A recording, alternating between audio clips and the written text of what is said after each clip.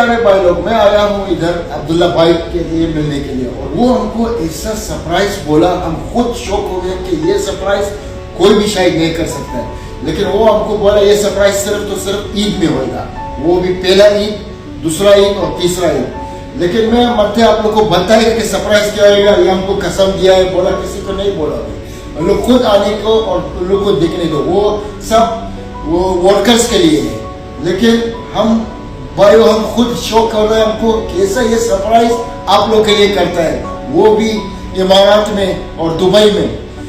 हम नहीं मालूम क्या बोलेगा, मतलब मेरा मुंह खोलेगा, लेकिन मेरा अब्दुल्ला भाई बहुत गुस्सा है, वो हमको कसम दिया है, बोलते मत बोलो, तो हम बोल सकते हैं। सरप्राइज है ना, सरप्राइज कैसा हो गया, हम लोग ने बता दिया तो सरप्राइज ही रहेगा, लेकिन बहुत बड़ा इनाम है।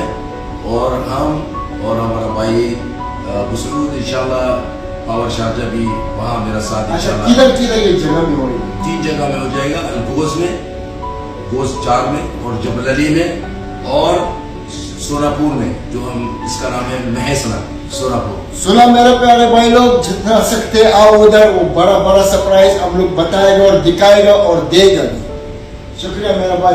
ओके, आपको बहुत